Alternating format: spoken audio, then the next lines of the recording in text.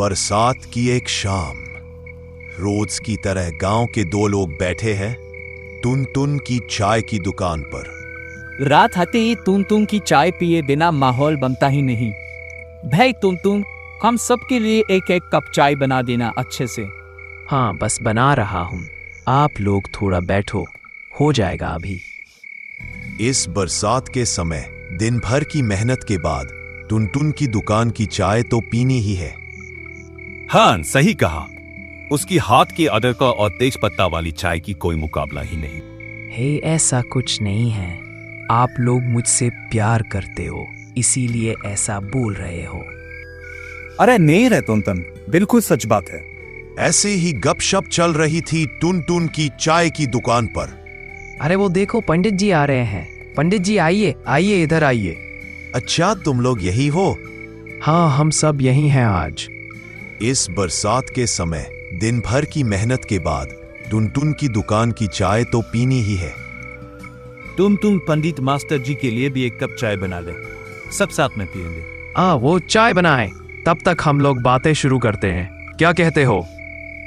अच्छा पंडित जी, आप तो कितनी सुंदर भूत की कहानियां लिखते हैं। पिछले महीने आपकी जो भूत की कहानी की किताब निकली ना, मेरी बेटी को खरीद कर दी थी। बहुत पसंद आई है उसको। ऐसा क्या? हाँ पंडित जी, और नहीं तो क्या। अच्छा, आपने अपनी जिंदगी में सच में कभी भूत देखा है? हाँ, देखा है। देखा? तो बताइए ना ये कहानी। अभी चाय पीते पीते भूत की कहानी सुनने में बहुत मजा आएगा। बहुत साल पहले मैं सच में एक भूत के चक्कर में पड़ गया था। फिर वहां से जैसे बचकर आया था। वो भी एक अजीब कहानी है। वही कहानी तुम लोगों को सुनाता हूं आज। सुनो।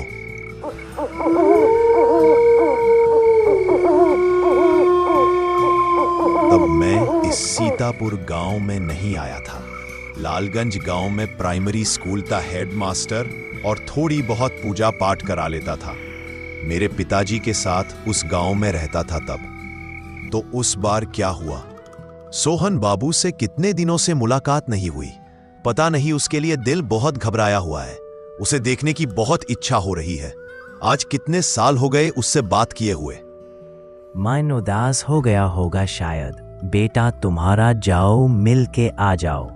वो तो है, बहुत दिन बात नहीं हुई, लेकिन पता नहीं क्यों कुछ दिनों से दिल में अजीब सी घबराहट हो रही है। उसे कुछ हुआ तो नहीं होगा ना? सोच रहा हूं एक बार उसके घर से घूम आऊं। क्या कहते हो पिताजी? कितने दिन पहले गया था, रास्ता सही से पहचान पाएगा? हाँ, क्यों नहीं। बचपन से वही तो कितने साल बिताए हैं। वो तो है, बहुत साल वहां नौकरी की थी, फिर तो यहां आ गए। ठीक है बेटा, जब दिल कर रहा है जा घूम के आ। हाँ, कल निकल पड़ता हूं। सोमवार को राजपुर से ट्रेन पकड़कर निकल पड़ा लालपुर के लिए।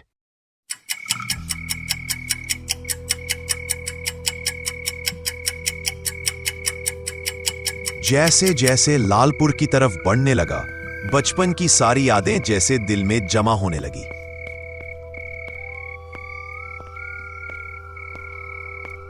कुछ साल पहले भी तू आया था सोहन बाबू के घर, लेकिन तब तो ऐसा कुछ नहीं लगा था। तो अब क्यों ऐसा लग रहा है बार बार? लालपुर जब पहुंचा तब शाम ढलकर रात होने लगी थी लगभग। स्टेशन के बाहर एक भी रिक्शा दिखाई नहीं दिया। यह जगह वैसे की वैसे ही रह गई। शाम होते ही कुछ नहीं मिलता और ना रुककर चलना शुरू किया। रास्ते के बगल में ही देखा एक मिठाई का दुकान। मेरा दोस्त दही खाना पसंद करता है, इसीलिए सोचा उसके लिए थोड़ा दही ले लेता।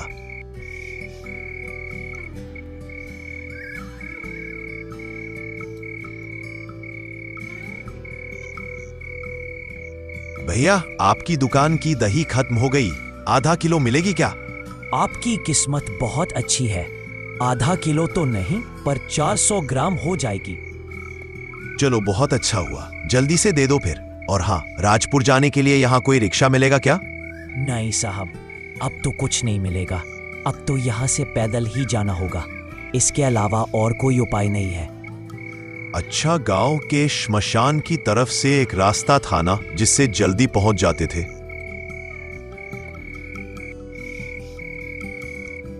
मेरी बात सुनकर दुकानदार का चेहरा जैसे फीका पड़ गया। वो बोला, ओ श्मशान की तरफ का रास्ता इस रात को साहब, इस समय भूल कर भी उस रास्ते पर पैर मत रखिएगा। क्यों? साहब उस रास्ते पर इस समय भूतों का डर है। भूतों का डर? हाँ साहब, उस रास्ते से रात के समय जो जाता है वो उनके हाथों से बचकर कर नहीं आता। वह जाने पहचाने इंसान का रूप लेकर बुलाते हैं साहब, और जैसे ही कोई उनकी आवाज सुनकर उनके पास जाता है, बस वो जिंदा वापस नहीं आता। क्या बोल रहे हो भाई? आपको विश्वास करना है तो करिए साहब, नहीं करना है तो मत करिए। मुझे जो बोलना था ना, मैंने बोल दिया। मुझे देर हो रही है साहब, दुकान बंद करके घर जाना है मुझे। चला आया दुकान के सामने से और राजपुर की तरफ चलना शुरू किया। थोड़ा रास्ता चलते ही वो रास्ता दिखा जो श्मशान की तरफ जाता है। क्या करूं? सोचते सोचते उसी रास्ते से जाने का फैसला किया। इधर उधर की बातें सोचते सोचते पता नहीं कब श्मशान के पास आ गया। वो सामने बिखरा है श्मशान, चारों तरफ अंधेरा छाया हुआ है, चिता पड़ी है और अजीबो गरीब आवाजें आ रही थी।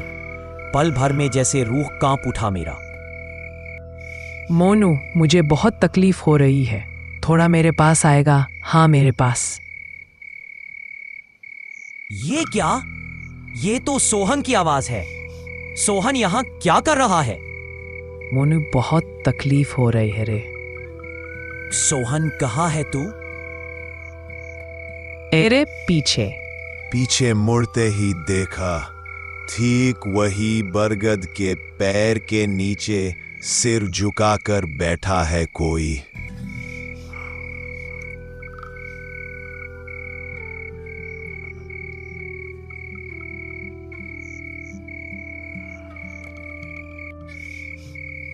क्या हुआ तुझे? यहां क्यों बैठा है? कोई जवाब नहीं आता। अब सोहन क्या यहां ऐसे क्यों बैठा है? उस चेहरे को देखकर डर से चौंक गया मैं। ये मेरे दोस्त मोहन नहीं है, यह तो कोई और है। तो क्या ये वही मिठाई की दुकान वाले का बताया हुआ वो भूत है? कहाँ जा रहा है? आ मेरे पास आ। इतना बर्फ जैसा ठंडा हाथों का स्पर्श। सोहन, तू यहाँ वो वहां वो कौन था? कहाँ कौन? तू इधर आ, हमारे घर जाने के लिए आया है ना? चल चल मेरे साथ। तू इस समय इधर कैसे आया? बाजार गया था, तू आएगा इसीलिए थोड़ी खरीदारी कर ली। मेरा दोस्त आ रहा है इतने दिनों बाद। चल चल, अब चलते चलते बात होगी। हाँ रे सोहन, मैं आऊंगा। ये तुझे कैसे पता चला? वाह रे, तूने चिट्ठी नहीं दी थी। मैं तो तेरी चिट्ठी का जवाब दे ना सका, पर मैं समझ गया था तू आएगा मुझसे मिलने। ओ, तो मैं आज ही आऊंगा। ये कैसे जान लिया? वो सब पता चल जाता है। लेकिन मोहन, बहुत देर से देख रहा हूं कि मेरे साथ साथ ना चलकर मेरे पीछे पीछे आ रहा है। क्या रे, पीछे पीछे क्यों चल रहा है? पास आना, साथ चलते हैं। अरे ठीक है, चल ना, मैं आ रहा हूं तो।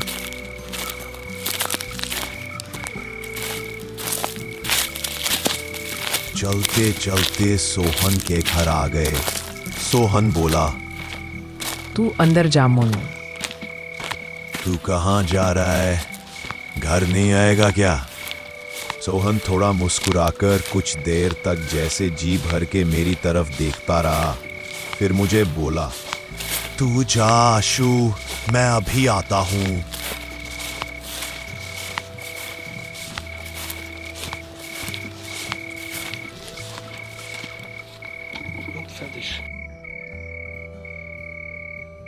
मैं घर जाकर दरवाजा खटखटाया। सोहन के माताजी बाहर आए। चेहरा बहुत दुखी दुखी सा दिख रहा था। मोनू बेटा, तुम आए हो? आओ आओ बेटा। हाँ चाची जी, बहुत दिनों से मुलाकात नहीं हुई आप लोगों से, इसीलिए आ गया आज। और सोहन से तो रास्ते में ही मुलाकात हो गई। बहुत हैरानी से मेरी तरफ देखकर सोहन के माताजी बोले। सोहन से मुलाकात हुई तुम्हारी। हाँ, वो तो बाजार से लौट रहा था बेचारा, रास्ते में मेरी मुलाकात हुई। मेरे हाथ में ये बाजार का थैला देकर बोला, तू जा, मैं काम खत्म करके आता हूं। अंदर आओ बेटा, अंदर आकर बैठो। हाँ जी, चलिए। घर के अंदर आकर बैठते ही कमरे में टंगी हुई तस्वीर पर नजर पड़ी मेरी। तस्वीर देखकर चौंक गया मैं। ये तो माला पहनाई हुई सोहन की तस्वीर। हाँ बेटा, 1.5 महीने पहले ही तुम्हारी चिट्ठी मुझे मिली थी बेटा, लेकिन बता नहीं पाया। फिर उस दिन लालपुर स्टेशन के पास से लाइन पार होते समय ट्रेन के नीचे आके मेरे पैरों तले से जैसे जमीन खिसक रही थी। ये सब बातें सुनकर तो मेरे साथ इतने डेटर जो चल के आ रहा है सोहन ही तो था। तो कि क्या वो सब मेरी आंखों की भूल थी? नहीं बेटा, भूल नहीं थी। शायद तुम लोग बचपन का दोस्त हो। सोहन तो तुमसे बहुत प्यार करता था, इसीलिए तुम आए हो देखकर शायद आखिरी बार के लिए तुमसे मिलकर गया। साथ ही देखा, खिड़की के पास से एक काली साया जैसे हट गई। मोनू मास्टर से सारी घटना सुनकर उस चाय की दुकान में मौजूद किसी के मुंह से कोई बात नहीं निकली। ऐसी कहानी सुनकर कोई कुछ भी नहीं कह पाया। उधर से टुन बोल उठा, ये लो साहब, आप सबकी चाय तैयार है, लो पी लो। ओम ओम ओम।